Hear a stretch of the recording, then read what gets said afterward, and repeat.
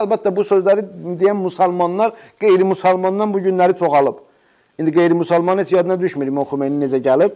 Məqsədi onu ancaq İslamı aradan gözdən salmaqdır. Bu günləri müsəlmanlar bu cür sözləri çox danışırlar, təəssüflər olsun. Bu böhtan və iftiraları nəinki qeyriləri. Amma əzizlərim, bunu qeyri-müsəlman desə, təbii.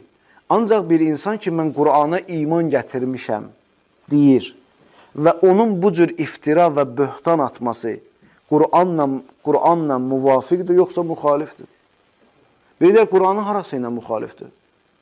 Deyirəm, Qur'anda Allah Teala bizə Yusuf əleyhissalamın bircə qissəsini biz baxsıq. Məgər bu kifayət deyir ki, yaxşı, bugünkü dünya qaydalarına əsasən, elə o zamanki dünya qaydalarına əsasən, təbii qaydalara əsasən, təbii qanunlara əsasən, Yusuf əleyhissalam məğlub olub, məhv olmalı idi, yoxsa qalib olmalı idi? Dünya qaydasına əsasən, təbii qanunlara əsasən Yusuf Peyğəmbər məhv olmalı idi. Belə deyir əzizlərim. Əvvələn, öz evində 10 qardaşı buna nifrət eləyir. Qulaq az. 10 özündən böyük qardaş Yusufdan xoşu gəlmir. Biri ki, körpədir, bir də qalır atası. Onda Yusuf əleyhissalam 10 qardaşın içində sağ qalırsa, deməli Yusuf əleyhissalam kiməsə işləyib. Bu nə düşüncədir bu? Bu nə ağıldır? Yaxşı. Qardaşları Yusuf əleyhissalamı quyuya atırlar. Bizim bu dediyimiz təbii qanunlara əsasən, qaydalara əsasən Yusuf əleyhissalam orada həlak olmalıdır. Yusuf əleyhissalam quyudan salamat çıxıbsa, deməli, hansı qüvvəyə işləyib? Onun adamı olub. Ola bilməzdi oradan sağ çıxıb. Yusuf əleyhissalamı Misrə aparırlar. Züleyxa balaca gücü idi.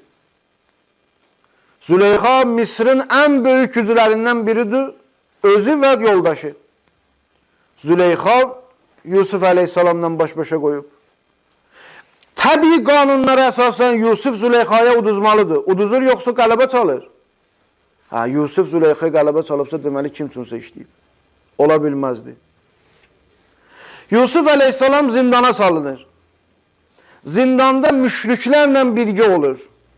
Və ilk dəfə də elə Yusuf əleyhissalam gizlətmir öz əqidəsini. Quran bizə deyir ki, hətta zindanda onunla olan müşriklərə dedi ki, bir tək olan Rəbbimiz xeyirlidir, yoxsa çoxlu sizin kimi çoxlu Rəblər, məbudlar, ilahlar, yalancı bütlər, hansı biri xeyirlidir, hansı biri əfsəldir. Zindandadır, bütpərəstlərləndir, bütpərəstlərin əqidəsinə, inancına qarşı çıxır və onlara dəlillə ispat. Yaxşı, qanunlara əsasən, təbii qanunlara əsasən Yusuf zindanda öldürülməlidir. Amma Yusuf oradan da sağ çıxır.